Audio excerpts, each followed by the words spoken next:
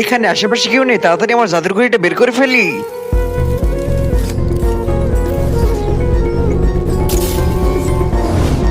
কি হয়েছে, বারবার আমাকে কেন সিগন্যাল দিচ্ছ? তুমি নিজের গ্রহ থেকে নিখোঁজ আছো, তোমাকে সবাই খুঁজছে, তুমি কবে ফিরবে?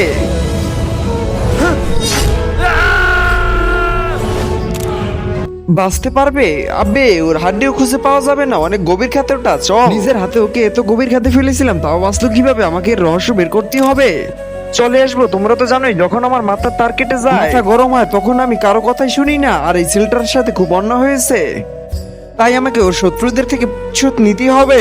তার আগে তোমার কাছে কোনটা বেশি দামি, একটা স্বর্ণের মোবাইল নাকি মা বাবা? তোমার উত্তর মা বাবা হলো। ভিডিওতে লাইক দিয়ে চ্যানেলটাকে সাবস্ক্রাইব করে দাও। আর যদি লাইক সাবস্ক্রাইব না করো তাহলে মনে করবো তুমি তোমার মা বাবাকে ভালোবাসো না। কমেন্টে লিখে যাও আই লাভ ইউ মা বাবা। ঠিক আছে, তুমি যদি এটাই চাও তাহলে আমি তোমাকে 48 ঘন্টা সময় দিচ্ছি। যদি তুমি নিজের গ্রহ ফিরে না আসো তাহলে তোমার সমস্ত শক্তি কেড়ে নেওয়া হবে। আমার সন্দেহ ঠিক ছিল, তার মানে এই ভিতুটা আজিম নয়, অন্য কোনো গ্রহ থেকে আসা এলিয়েন। আচ্ছা ঠিক আছে, যাও।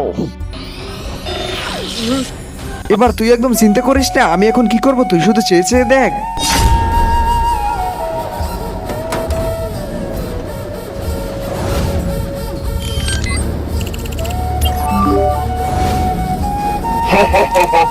আলফা, আমার তোমার সাহায্য চাই, প্লিজ আমার সাথে কথা বলো। আমি ওই এলিয়েনটাকে চিনি যে তোমার সৈনিকের শরীরের ভিতরে আছে, আমি ওর নিজেরও শত্রু, কিন্তু এতে আমি কি করব? তুমি চাও না যে নিজের গ্রহের পাশাপাশি এই পৃথিবীর উপরে রাজত্ব করতে? আমি তোমাকে সঙ্গ দেব, কিন্তু তোমাকে আমার পাশে দাঁড়াতেই হবে। চলো এসো।